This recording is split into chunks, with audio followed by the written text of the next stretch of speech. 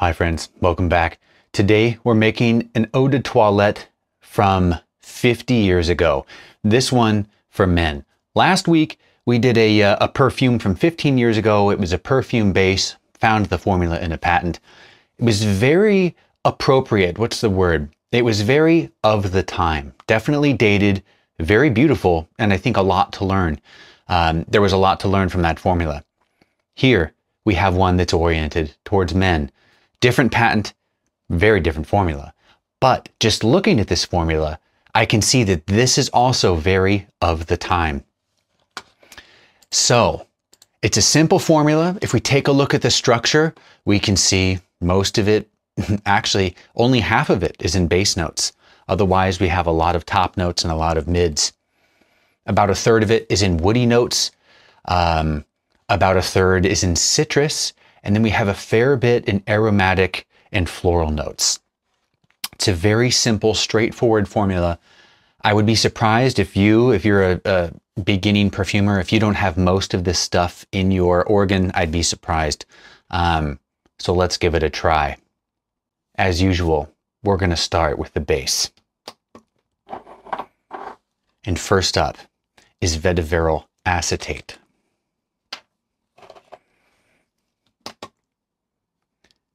If you don't have Vetiveryl Acetate, just use vetiver. I don't think it will harm you to just use vetiver.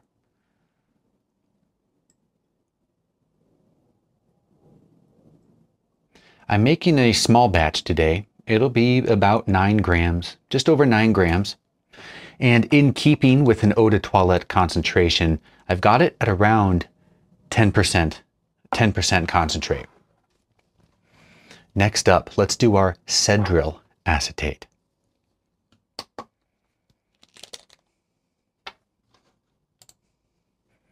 About 10% of the concentrate is in Cedryl Acetate. About 15% of the concentrate was in Vetiveryl Acetate. You might say that Vetiveryl Acetate has a bit more, just a bit more pop than vetiver. Cedryl Acetate is kind of the same. Just got a touch more pop. It's got just a different quality, almost an aesthetic quality. Okay, perfect. Next up, we're going to do a little Vertofix. Now I have some materials at a 1% dilution and a 5% dilution, so I'm going to use Vertofix Neat. Not going to use much, but this will help me get the end dilution from something that is sub 10% back up to 10%. Vertofix was not explicitly in the patent, but given that this patent is from 1975, Vertofix was discovered or created in the 60s, still feels appropriate, especially looking at what we're adding on the bottom notes. Cedryl Acetate, Vetiveryl Acetate. I think Vertofix would be nice because Vertofix is a little bit, you could say transparent like Iso-E Super, but it's leathery, it's woody, it's dry. It doesn't pack a huge punch, but I think it'll blend in nicely here. It's a heavier molecule, so we don't need many drops. Okay. We'll do one more, and then we're going to we'll dip and then move on. Next up is Oakmoss. Now, I was tempted to use the non-IFRA compliant Oakmoss that I have, the stuff that still has atronol in it, or it has the normal amount of atronol, which some people have a very nasty allergy to.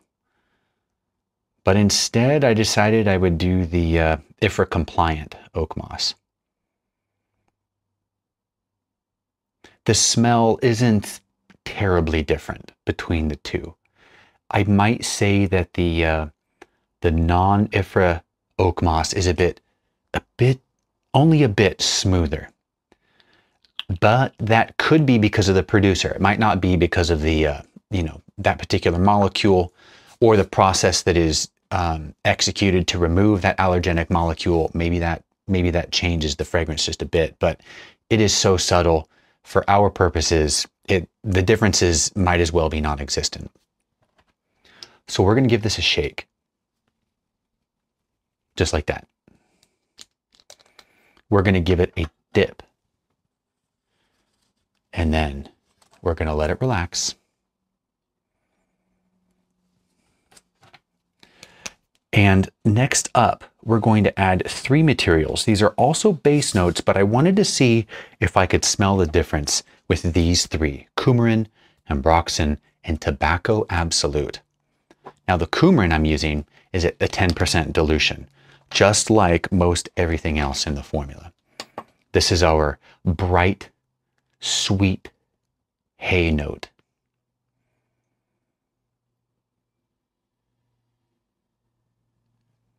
The Coumarin here is a part of the Fougere Accord. We have our oak moss, we have our lavender, got a little bit of bergamot, we've got geranium. The only thing we're missing for this Fougere Accord is a salicylate, like amyl salicylate or benzyl salicylate. But otherwise, we have our nice Fougere Accord that we're building here. Next up, Ambroxan. Now, this formula also did not call for ambroxide per se. It did call for a molecule I've never seen before, can't find any information on. But some of the molecule at first glance looked like it might have some similarities to Ambroxan. And when searching on Google, Google suggests ambroxide as or pages discussing Ambroxan and ambroxide as a suggestion when I look up this other molecule. So, long story short, I figured I would add some Ambroxan because why not? Now, last up, we have Tobacco Absolute. Now, my Ambroxan was at 1%. The Tobacco Absolute, this is also at 1%. And I'm not terribly experienced with tobacco, but I know I've heard it is strong. Now, I can't gauge the strength because whenever I test this and I smell this, whenever I evaluate it on a strip, I just can't smell it. Maybe it's because I'm using too high of a concentrate. Maybe my dilutions, it's not diluted enough. That is a possibility. The same way I cannot smell Ambroxan at 10% on a strip. I have to dilute it down to 1% to really enjoy the Ambroxan smell. Perhaps tobacco is the same. Maybe I need to do some evaluations at 1%. All right. When I dip, you dip, we dip. Then we write. This is number 2. We're going to do 3 more groups. This is going to be short and easy. We're going to do florals. Ooh, that's different. Why did I group these together? I guess we're going to do 4 groups. We're going to add a synthetic leather. The patent formula called for synthetic leather. I put in Cedryl for a bit, and then I thought to myself, I don't know if Cedryl, which is a blend, I don't know if that was around in the 70s. Let me do something a little bit more appropriate for the time. So we are adding a Cuir de Russie base made by Cinnamon. This is very, very of the time. You have a smoky leather with a violet ionone note in it. It's very nice, but when you smell this and you get comfortable with this smell, you can start picking this out in a lot of fragrances that were around way back then. Okay, now I want to smell just the contribution of that Cuir de Russie. So let's dip. Let's write 3.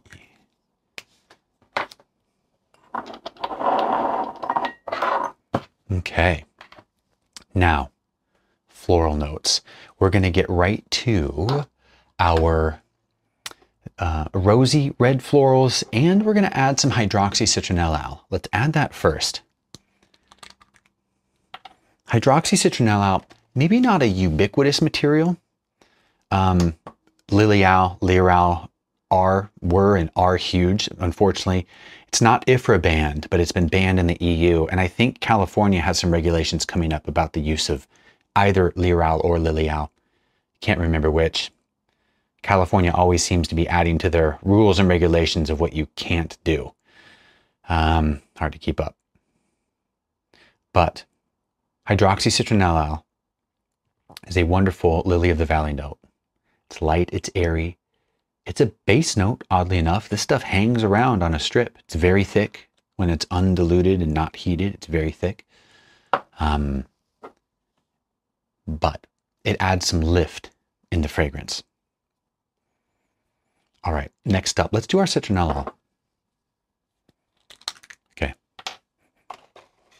Citronellol. I'm guessing this is going to be a little faux rose. Or it's taking our geranium, which we're going to add next, and maybe push it in a rosier direction.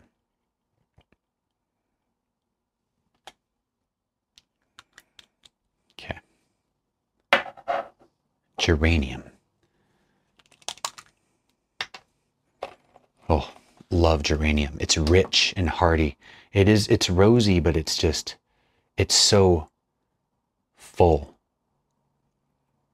When you smell rose, it can be a bit on the light side. Sometimes you smell a rose and it just smells very fresh and open, and like there's space in between, there's space in between all the molecules with what you're smelling. Geranium to me is a bit more dense, a bit more sugary. And finally, neroli. I probably could have put this with the bergamot and lemon because there's, and the nutmeg. Neroli is not a top note. It's more of a mid note, but neroli definitely smells different depending on when you smell it. When you smell it 5 minutes after putting it on a blotter, you've got the top notes. You're smelling the linalool acetate, the linalool. You're smelling the volatile stuff, and it smells bright, a little bit fruity, not sweet fruity, but like a fresh, a fresh bergamot smell. And then as it dies down, you get more of the floral, a little bit more indolic, heavier smells. So neroli can help contribute to a fragrance through multiple stages of the fragrance. And it just smells good. You find yourself a good neroli, hang on to it. Okay. We dipped. We got 2 more. Now the next group is going to be rather full. We're doing our aromatic notes, and I'm going to include galbanum in there. Now, galbanum was such a popular note in the 70s, and this stuff is strong. I'm using Galbanum Resin, which is a little less forward, less punchy than Galbanum oil. It definitely had that resinous aspect of it. It helps keep it grounded a bit more. It almost has a woody aspect to it. But this was such a popular note in the 70s. And whenever I use it in a formula, whenever I'm recreating these old formulas, I have to trust that when the fragrance matures a bit and it's fully macerated in the alcohol, that the green, scratchy waxiness of the galbanum will tone down and it'll blend nicely. Because when you first smell it, having made your batch using 1970s dosages of galbanum oil in particular, it slaps you in the face and you wonder, how could anyone wear this? How could anyone wear this? It's terrible. but over time it blends, it simmers, it settles down, and it's very nice. Next up, Isobornyl Acetate. This is a weird one. I've got it in my balsamic section, but I'm thinking balsamic category, but I'm thinking I might need to change that. It does have a balsamic aspect to it, but it's a bit piney and woody. So, yeah, it's just a bit weird. It pairs well, though, with what's coming up next. We're going to do rosemary. Dirty, herbal, fresh rosemary. Rosemary's great. Definitely more of a top note, but not only does it have that herbal quality, it's got that bright, fresh camphor note. And again, camphor doesn't hang around for very long. So it just, I think, helps with the herbal freshness right in the opening, then it's gone. Speaking of opening notes that don't last long, we got Armoise or Artemisia. The thujone in this goes away quickly. Luckily with our Armoise, we're left over with a beautiful fresh herbal scent for quite a while, at least on a strip. But that thujone, that deep, rich coffee, chocolate, thujone-like note, that disappears quickly. And fun story, yesterday I was walking my dog and it was the first time I could smell the thujone from the cedar leaf. We've got red cedars all over. And breeze came down from the mountains and I got a good whiff and I'm like, that's cedar I'm smelling. Not the cedar wood, but the leaves. And it was specifically that thujone that, again, it's like a weird coffee, chocolate woodiness that has a slight brightness on the top. It's just beautiful. But I picked that up. Not only did I pick that up when I was walking my dog, I picked up indole, straight up indole. I didn't explore what garbage was rotting, but I thought to myself, how cool is it that I'm starting to pick out these individual molecules in the world around me? And I thought it was cool. Anyway, Lavender 4042.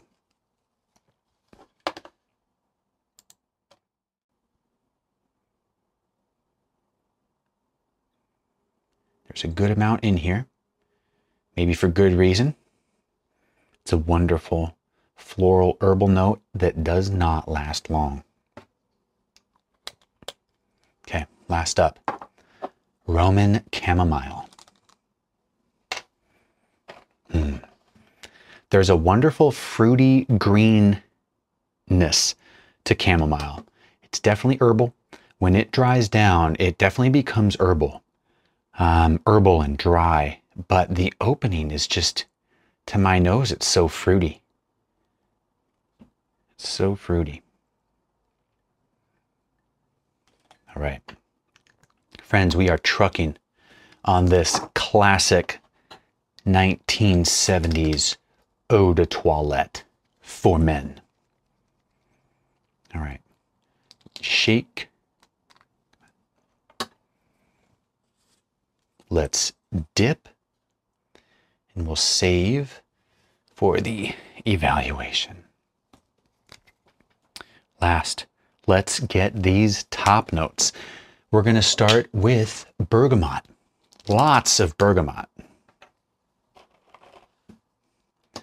Lots of bergamot. 25% of the concentrate is in bergamot.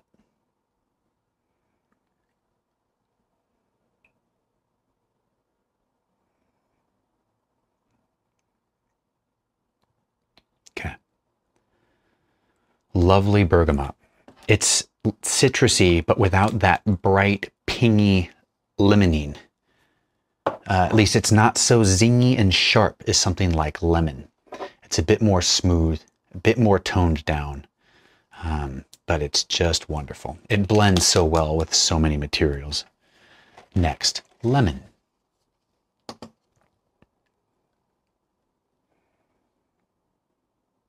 .5% of the concentrate is in lemon.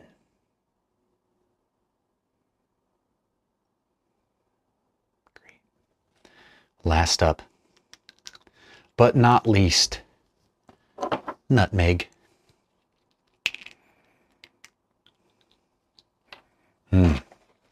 Nice spiciness. A wonderful spiciness. More of a cool spice than a warm spice.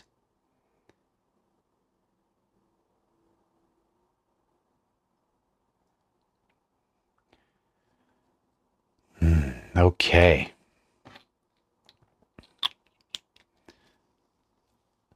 A very quick blend.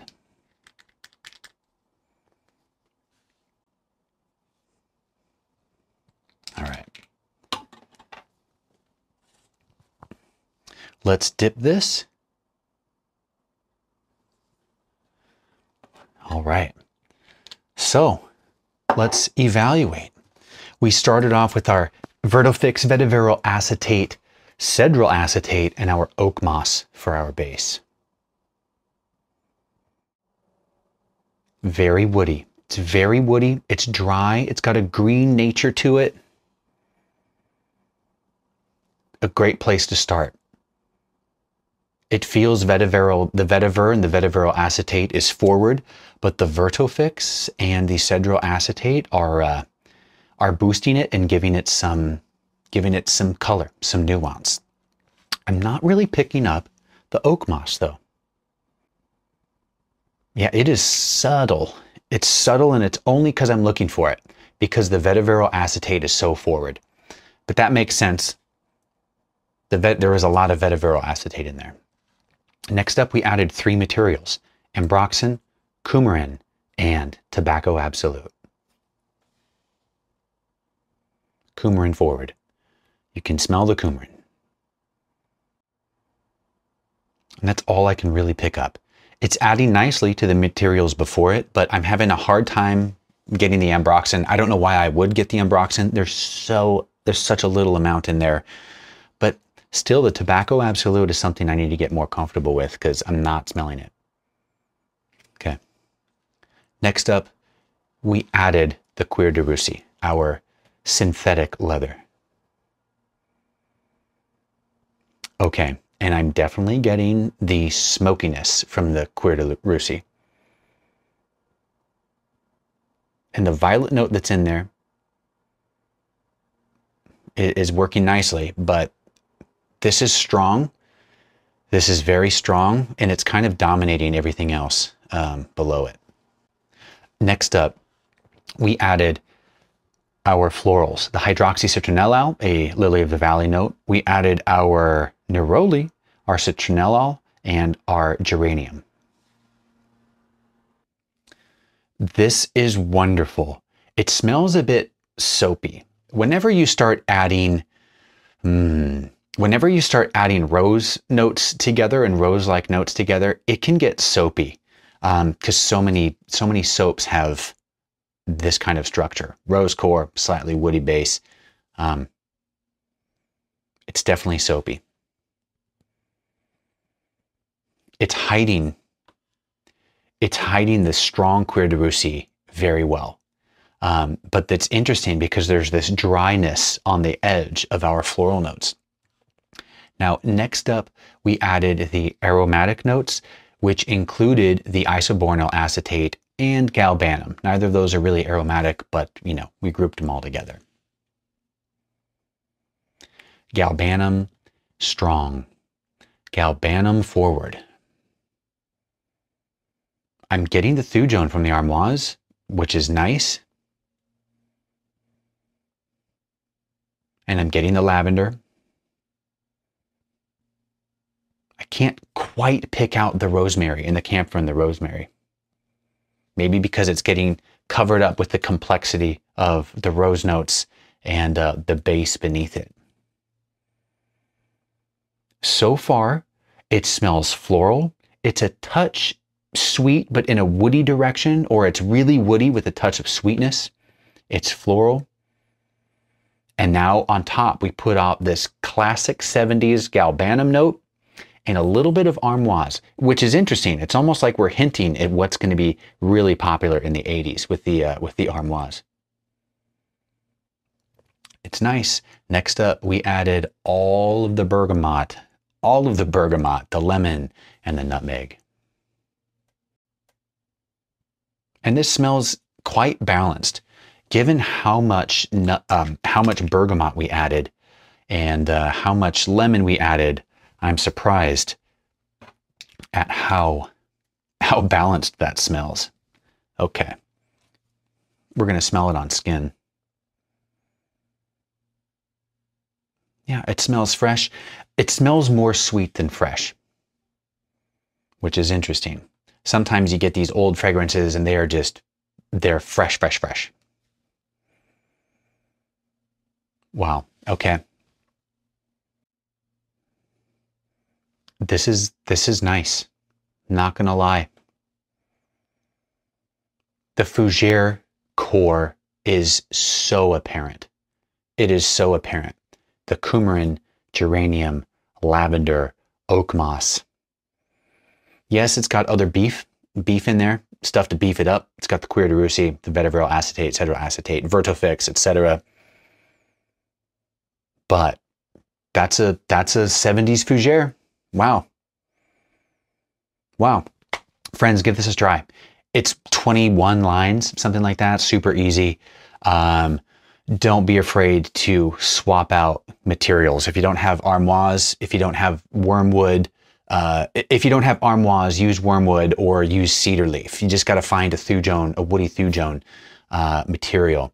If you don't have chamomile, whatever. Put a little, split it between lavender and bergamot. Like big deal. I would think most other stuff you should have. The neroli, if you don't have neroli, substitute with petitgreen. That will work fine.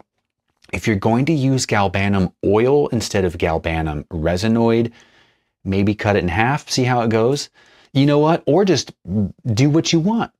Do what you want, and then make a comment and tell us how it went for you. As usual, thanks for joining, and I'll see you next time.